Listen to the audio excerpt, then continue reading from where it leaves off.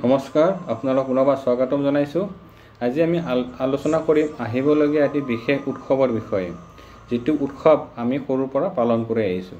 সেই উৎসৱটোৱে হৈছে ফাকুৱা বা হোলী উৎসৱ। ফাগুন মাহৰ শুক্ল পূৰ্ণিমা তিথিত হোলী বা দৌল উৎসৱ পালন কৰি অহা হয়। আমি দৌল বা ফাকুৱা উৎসৱৰ বিষয়ে সকলোৱে জানো। এইবাৰ এই পূৰ্ণিমা তিথি আৰম্ভ হ'ব 28 ফাগুন বৃহস্পতিবাৰ 13 মাৰ্চ। পূৰ্ণিমা আৰম্ভ হ'ব ৰাতিপুৱা 10:24 শেষ হ'ব নেক্সট দিনা 29 ফাগুন শুক্ৰবাৰ 14 মাৰ্চ দিনৰ 11:35। অৰ্থাৎ 13 মাৰ্চত ৰাতিপুৱা আৰম্ভ হ'ব, গোটেই নিশা থাকিব, শেষ হ'ব 14 মাৰ্চৰ দিনৰ 11:35লৈকে। এইবাৰ আমাৰ ফাকুৱা উৎসৱ আৰম্ভ হ'ব 14 মাৰ্চ শুক্ৰবাৰ। সিদিনা আমাৰ ফাকুৱা উৎসৱ বা হোলী উৎসৱ সমগ্ৰ ভাৰতবৰ্ষতে আৰম্ভ বা উদযাপন কৰা হ'ব। আমি জানো যে আমাৰ অসমৰ লগতে ভাৰতবৰ্ষৰ বিভিন্ন ঠাইত হোলী বা দৌল উৎসৱ বিভিন্ন ধুমধামেৰে পালন কৰি অহা হৈছে। এই উৎসৱটো ভগৱান কৃষ্ণৰ লগত জড়িত।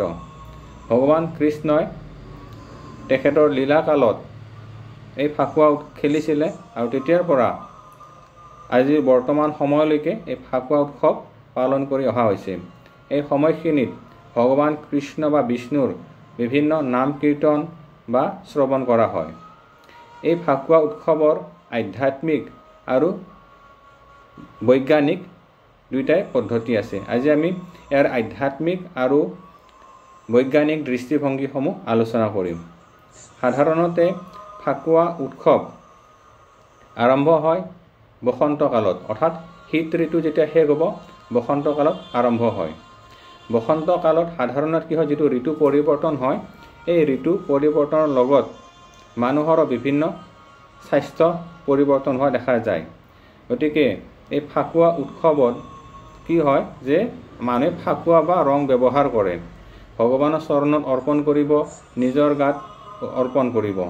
অৰ্থাৎ ফাকুৱা উৎসৱ আগতে কি আছিলে, আপোনাৰ বিভিন্ন ফুলসমূহ বা কিছুমান পাতসমূহৰ গুড়ি বা হালধিৰ গুড়ি আদিসমূহ মিহলাই প্ৰস্তুত কৰিছিলে। অৰ্থাৎ ঔষধি গছৰ গুড়িসমূহ মিহলাইছিলে, বিভিন্ন আমাৰ ঔষধি গছৰ ফুলসমূহ মিহলাই তাৰ কিছুমান ৰং বনাই খেলিছিলে বা মানুহৰ গাত লগাইছিলে, মুখত সানিছিলে। এইটো কৰাৰ ফলত কি হয় যে কিছুমান যিটো বতৰৰ প্ৰভাৱ, বিভিন্ন ধৰণৰ ভাইৰাছ বা বীজাণুৰ পৰা মানুহে মুক্ত হ'ব পাৰিছিলে। এইটো আপোনাৰ মানে বৈজ্ঞানিক দৃষ্টিভংগী। আৰু ফাকুৱা উৎসৱৰ নেক্সট দিনা আমি বোকা খেলা এটা পৰম্পৰা আছে। বোকা খেলাৰ পৰম্পৰা এইটোৱে হৈছে যে আমি যদি গাত মাটি সানো, ভাল ঠাইৰ মাটি যদি আমি গাত সানো, তেতিয়াহ'লে মাটিৰ কিছুমান গুণাগুণ থাকে যে আমাৰ শৰীৰটো ঠাণ্ডা কৰাত সহায়ক বা ছালৰ বিভিন্ন ৰোগসমূহ দূৰ কৰাত সহায়ক হয়। অৰ্থাৎ আমি যদি চাওঁ যে আমাৰ শাস্ত্ৰসন্মত যিবিলাক নীতি নিয়ম বা উৎসৱ পাৰ্বণ আছে, প্ৰতিটোৰে পিছত কিন্তু বৈজ্ঞানিক দৃষ্টিভংগীও দেখা যায়। আৰু হোলী উৎসৱৰ আগদিনা হোলিকা দহন পৰ্ব এটা মানে পালন কৰা হয়।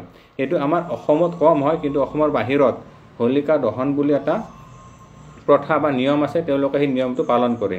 হোলিকা দহন অৰ্থাৎ হৈছে যে হিৰণ্যকশিপু আমি ৰাক্ষস আছিলে, আমি গোটেই জানো, আৰু প্ৰহ্লাদ তেখেতৰ ল'ৰা আছিল, যে বিষ্ণু ভক্ত আছিলে। অসুৰ যিহেতু হিৰণ্যকশিপু যিহেতু অসুৰ আছিলে, তেওঁ বিষ্ণুক একেবাৰে মানা নাছিলে, তেওঁ ভগৱান বিষ্ণুক কোনো ধৰণৰ মানা নাছিল। আকৌ প্ৰহ্লাদ কি হ'ল, ভগৱান বিষ্ণুৰ পৰম ভক্ত আছিলে। যিহেতু ভগৱান বিষ্ণুৰ নাম কীৰ্তন কৰিছিলে, গতিকে প্ৰহ্লাদৰ সেই বিষ্ণুৰ প্ৰতি থকা ভক্তিসমূহ হিৰণ্যকশিপু সহ্য কৰিব পৰা নাছিলে, আৰু হিৰণ্যকশিপুৱে প্ৰহ্লাদক মৃত্যুদণ্ড দিছিলে আৰু মৃত্যুৰ বাবে বিভিন্ন ধৰণৰ তেওঁ চেষ্টা কৰিছিলে, যে পাহাৰৰ ওপৰৰ পৰা পেলাই দিয়ে, গৰম তেলত ডুবাই দিয়ে, নাইবা বিষাক্ত সৰ্পৰ দ্বাৰা খুটিয়াই মাৰাত বা বিষ প্ৰয়োগ কৰি মাৰিব চেষ্টা কৰিছিলে। কিন্তু সকলো ষড়যন্ত্ৰ ভগৱান বিষ্ণুৰ কৃপাত বিফল হৈছিলে আৰু প্ৰহ্লাদ সুৰক্ষিত হৈছিলে। তেতিয়া মানে হিৰণ্যকশিপু বহুত চিন্তা কৰিল, আৰু তেওঁৰ এগৰাকী ভনীয়েক আছিল যাৰ নাম হোলিকা আছিল।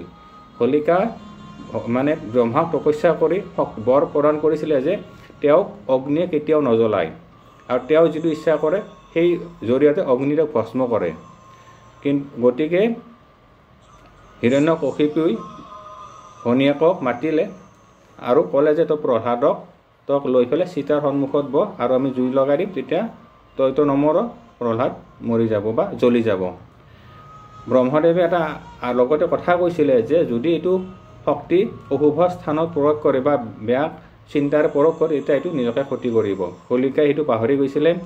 অৰ্থাৎ পেহীয়েকে প্ৰহ্লাদক বুদ্ধি কৰি কোলাত লৈ মানে এটা জুইৰ থকা য'ত মানে সীতা সাজিছিলে তাত বহিছিলে আৰু তাতে অসুৰসকলে জুই লগাই দিছিলে।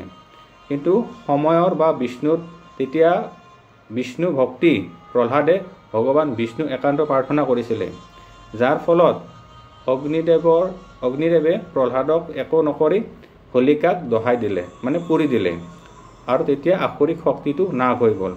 এইখিনি কাহিনী আপোনালোকে সকলোৱে জানে, মই জাষ্ট তাৰ উদাহৰণটো মই সংক্ষেপে কৈ দিছোঁ।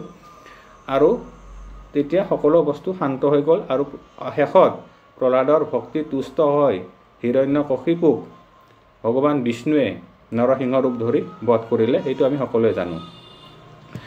এতিয়া তাৰ লগত এই বস্তুটো সংযোগ কৰি হোলীৰ আগদিনা অৰ্থাৎ অশুভ শক্তি, হোলিকা হৈছে যিটো অশুভ শক্তি, হোলিকা দহন অৰ্থাৎ সেইদিনা আমাৰ শৰীৰৰ পৰা আমাৰ বেমাৰ আজাৰ বা আমাৰ বডিৰ পৰা বা আমাৰ আশে পাশে থকা নিগেটিভ এনাৰ্জি যাতে দূৰ হৈ যায়, তাৰ বাবে হোলীৰ আগদিনা কিছুমান ঠাইত সন্ধিয়া সময়ত আমি যেনেকুৱা মেজি সাজিছোঁ সেনেকুৱা ধৰণৰ মেজি টাইপৰ সাজি তেওঁলোকে তাতে বিভিন্ন বৈদিক নিয়ম কৰি তেওঁলোকে এইটো জ্বলাই দিয়ে আৰু কয় যে হোলিকা দহন মানে অশুভ শক্তিটোক নাশ কৰি দিলে। এইটো বিভিন্ন ঠাইত পালন কৰা হয়। কিন্তু আমাৰ অসমত আমাৰ হোলী উৎসৱ পালন কৰা হয় অৰ্থাৎ পূৰ্ণিমাৰ দিনাখন, যিহেতু এইবাৰ 14 মাৰ্চ, সিদিনা দিনৰ 11:35 আছে। এইখিনি সময়ৰ ভিতৰত আমি ৰাতিপুৱা গা পা ধুব লাগিব, শুদ্ধ বস্ত্ৰ পৰিধান কৰি প্ৰথমতে ভগৱান বিষ্ণু চৰণত ধূপ চাকি নৈবেদ্য অৰ্পণ কৰি তুলসী পাতত চন্দন লগাই আমি বিষ্ণু চৰণত অৰ্পণ কৰিব লাগিব আৰু আমাৰ হালধি বা আদি শুভ দ্ৰব্যৰে বিষ্ণু বা ৰাধাৰ চৰণত আমি ফাকুৱা উৎসৱ অৰ্পণ কৰি তাৰপিছত আমি নিজে ফাকুৱা খেলিব লাগে। আৰু গোটেই দিনটো ভগৱান বিষ্ণুৰ নাম কীৰ্তন আমি স্মৰণ কৰিব লাগে বা নাম কীৰ্তন আমি গাব লাগে। বা এই পূৰ্ণিমাৰ সময়ত যিসকল ব্যক্তিয়ে পূৰ্ণিমা পালন কৰে তেওঁলোকে 13 মাৰ্চ সিদিনা 10:24 পৰা উপবাসে থাকিব আৰু ঘৰত বিষ্ণুৰ নাম কীৰ্তন বা পূজা পাঠ আপোনালোকে অনুষ্ঠান কৰিব পাৰে। বা যিসকল দীক্ষিত ব্যক্তি আছে এই সময়ৰ ভিতৰত যিহেতু 13 মাৰ্চ বৃহস্পতিবাৰ 10:24 ৰাতিপুৱা থাকিব, পূৰ্ণিমা গোটেই নিশা থাকিব, শেষ হ'ব নেক্সট দিনা 11:35। এই সময়খিনিত আমি বিশেষ গুৰুত্ব দিয়াটো উচিত। এই সময়খিনিৰ ভিতৰত আমি ভগৱানক বিশেষ প্ৰাৰ্থনা কৰিব লাগিব। দীক্ষিত ব্যক্তিয়ে মন্ত্ৰ জপ কৰক আৰু এইখিনি সময়ত আমি পবিত্ৰভাৱেৰে ভগৱানৰ নাম কীৰ্তন কৰিলে, কাৰণ এইখিনি যিটো পূৰ্ণিমা থাকিব, এই পূৰ্ণিমাটো হৈছে ফুল মুন।